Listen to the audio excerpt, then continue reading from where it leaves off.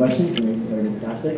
The one thing I don't really like is polemics. But of course, this is of course a funful discussion between the two of you. Oh, sorry. Is better? Yes. Good. The one thing I don't really like is polemics. Of course, this is the nature of debates, to be very polemical. So the one question I have is a very simple question, but might be the hardest for each one of you to answer is, what are the qualities that you see in your opponent that you yourselves lack?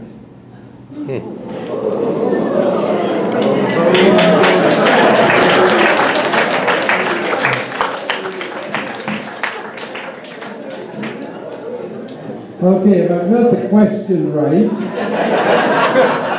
I'm listening.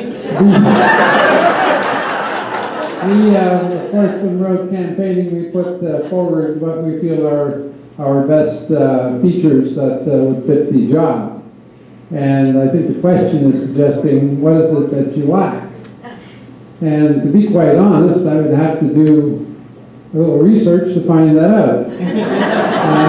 How do I say that? I've sat on the local council, I've sat on the regional council, and I think generally that I've had a very good rapport with all of the other members, and I really have been subject to a lot of criticism.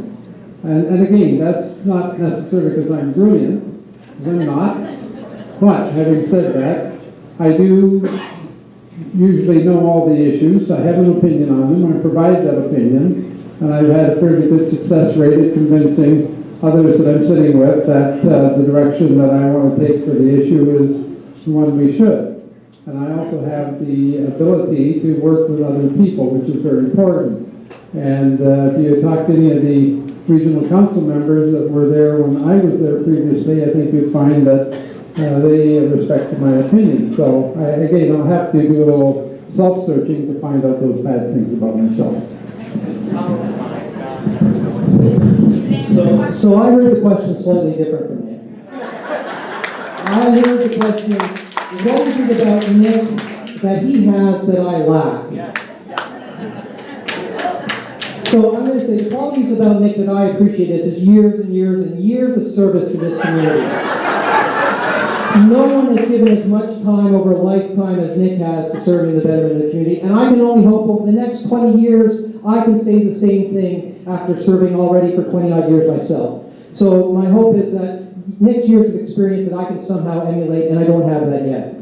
I also think that Nick is able to express himself a little bit more slowly than I do. I tend to speak quickly, and sometimes I jump over parts of my conversation, my argument, because I'm jumping far ahead. I think Nick has that ability to talk slower, to grasp the whole argument and put those opinions forward. So I hope eventually, when I'm Nick's age, to talk that slow, and I work towards that.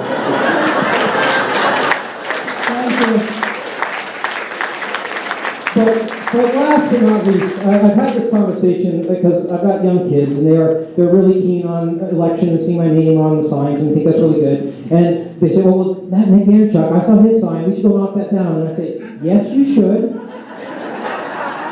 And your name is DeFlavio.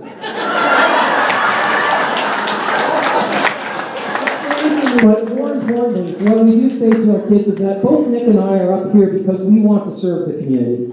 We both have reasons for doing this. We both want the best for Grimsby. I personally feel that I'm a better choice, and that's probably where I differ from Nick on this issue. But at the end of the day, we put our names on the ballot, all of us here in this room, not because we think we know better, but because we want to serve the community. And I hope that when you put your ballot on the webpage or the telephone, or you go in person to town hall, that you just remember all of us are here because we want Grimsby to be a better place to live, work, and raise our family. Thank you very much.